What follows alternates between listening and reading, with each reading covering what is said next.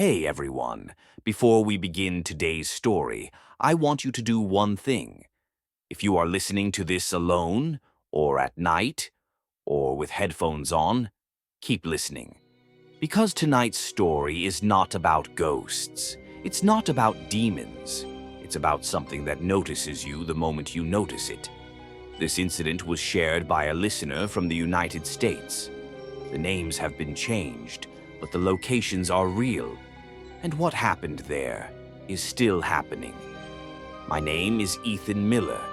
Until 3 years ago, I lived in a small town near the Appalachian Mountains in West Virginia. People who have never been there think Appalachia is just forests and hills, but locals know better.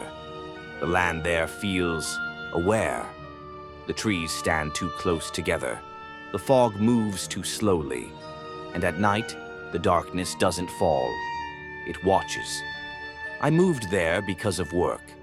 I was a freelance sound engineer, mostly recording nature audio for documentaries. Wind through trees, distant wildlife, forest ambience. Appalachia was perfect for that, or so I thought. The house I rented was located at the very edge of town. Behind it stretched miles of dense forest, untouched, unmarked, unclaimed. No hiking trails, no signs, no fences, just trees. The landlord was an old man named Robert Hale. Quiet, thin, eyes that avoided mine. When he handed me the keys, he said only one thing. You can walk anywhere you like, except behind the house after sunset. I laughed. He didn't. The first week passed quietly. During the day, the forest looked normal, beautiful even. Sunlight filtering through branches, birds calling, leaves rustling. But at night, the sound changed. It wasn't louder, it wasn't quieter, it was wrong. The forest didn't echo, it absorbed sound. The first strange thing happened on the 9th night. I woke up suddenly at 2:43 a.m. No nightmare, no noise, just a sharp awareness that I was not alone. I lay still, listening. No footsteps, no breathing, but the air felt heavy like someone was standing too close to my face. I turned on the bedside lamp. Nothing. Still. I couldn't shake the feeling that something had just stepped back into the dark. The next morning, I found muddy footprints outside my bedroom window. Barefoot, large, too large. They stopped directly below the window and didn't leave. I told myself it was probably a deer or someone messing around. I told myself a lot of things. A few nights later, while recording forest ambience around 11 p.m., something odd happened. My equipment picked up. Breathing, not animal breathing. Human, slow, controlled, too close to the microphone. I was alone. At least, I thought I was. That night, for the first time, I saw them. I stood near the window facing the forest. Between the trees, at a distance, I noticed movement. Tall shapes, standing still. At first, I thought they were trees. Then one of them moved, not stepping forward, not stepping back. It tilted its head. I froze. The shape was taller than any human I knew. Long arms hanging unnaturally low. Its outline kept shifting, like smoke struggling to hold form. And then, another one appeared. Then another. They didn't come closer. They just stood there, watching. From that night onward, my sleep was destroyed. Every night, at exactly the same time, I heard footsteps outside, bare feet on soil, slow, deliberate, never circling the house, always stopping at the same place, behind my bedroom wall. One night, I built the courage to look. I pulled the curtain aside, and there it was, standing inches away from the window. A shadow, shaped like a man, but stretched, no face, no eyes. Yet I knew, without any doubt, it was staring directly at me. I stumbled back, heart racing. When I looked again, it was gone. The next morning, scratches appeared on my bedroom wall, vertical, deep, like something had tested the surface and decided to wait. That's when the voices began.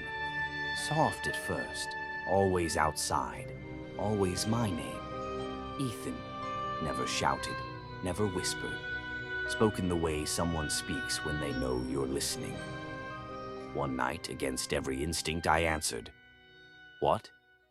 The forest went silent, and something answered back. I didn't sleep the next night, not because I was scared, but because I understood something I couldn't explain yet. Whatever was happening, it wasn't random. I skipped work for the next few days. I stayed inside, curtains closed, lights on even during the day. But the feeling didn't leave. That pressure on the back of my neck, that certainty that something was standing just outside my field of vision. On the fourth day, I decided to talk to someone local. That's how I met Margaret Lewis. She was in her late 60s and had lived in the town her entire life. She ran a small second-hand bookstore near the main road. When I mentioned the forest behind my house, her face changed. Not fear, recognition. She asked me one question. Did they stand still when you saw them? I didn't answer. I didn't need to. She already knew. Margaret told me the forest had a name locals never used out loud. The Listening Wood. She said people who lived too close to it eventually noticed patterns, sounds repeating, footsteps stopping at the same place, voices that didn't echo. And once the forest noticed that you noticed, that's when things began. She told me something else. No one who disappeared there ever screamed. They just walked in. I asked her why no one warned me. She smiled sadly. Because warnings only work if you haven't been noticed yet. That night, the basement door opened by itself. I was in the kitchen when I heard it. A slow creak, heavy, like the house exhaling. The basement had always felt wrong. The air down there was colder, not damp, cold in a way that felt deliberate, like something was preserving it. I stood at the top of the stairs, staring down. The light at the bottom was on. I never left it on, and something was moving down there. I heard footsteps, not pacing, waiting. I slammed the basement door shut and locked it. My hands were shaking so badly I could barely breathe. That's when the knocking started. From the inside, slow, patient. 3 knocks. Pause. 3 knocks. Pause. Not asking to be let out, reminding me it was there. At 3:17 a.m., every electronic device in the house shut off at once. Phone, laptop, clock, silence. Then the voice returned. Not outside, inside the walls. You hear us clearly now? I backed into the corner of the living room, heart hammering. Shadows stretched unnaturally along the walls, bending at angles that didn't match the light. Then I saw movement. In the reflection of the dark TV screen, they were standing behind me, not reflections, occupants. I spun around, nothing, but the room felt crowded, the air thick with presence. I don't remember collapsing. I don't remember blacking out. I remember waking up standing in the forest, barefoot, night, fog curling around the trees, and dozens of shapes standing in a wide circle around me. They were closer now, much closer.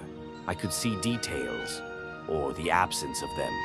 Their bodies were tall and thin, like humans stretched too far, arms hanging past their knees, heads slightly tilted, faces smooth, blank. But every one of them was turned toward me. Then one stepped forward, not walking, gliding, and when it raised its arm, I understood. They weren't pointing, they were inviting. Images flooded my mind, not memories, records, people before me, hundreds, standing where I stood, listening, responding, walking deeper, never returning.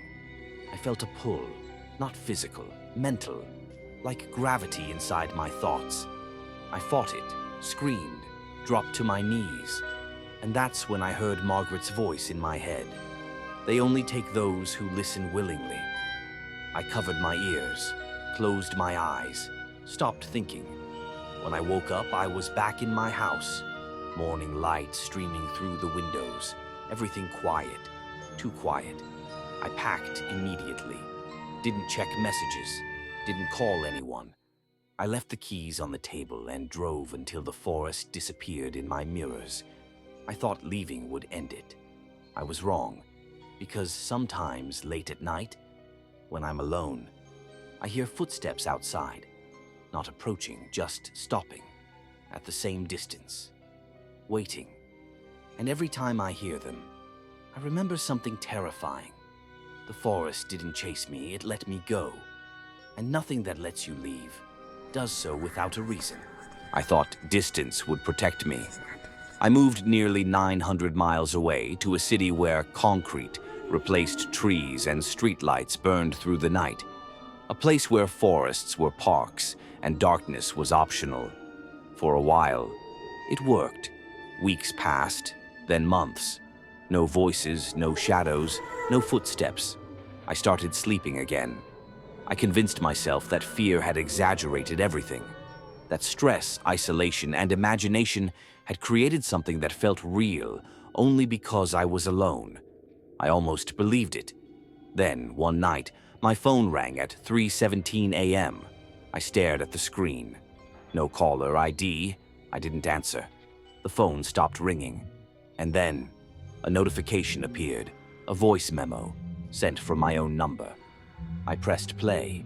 At first, there was silence, then breathing, slow, measured. Then a sound I recognized instantly. Footsteps on soil. And finally, a voice, not human, not distorted, clear, calm, close. He still hears us. I dropped the phone. I didn't sleep that night, or the night after. I began researching. Not online forums, not ghost stories, local records, old newspapers, missing persons reports. And a pattern began to emerge across different states, different countries, different decades. There were places people stopped talking about, forests with no trails, hills with no paths, valleys locals avoided after sunset. And every time someone disappeared, there was a witness, someone who noticed something first, someone who listened. I found an article from 1934, buried deep in an archive.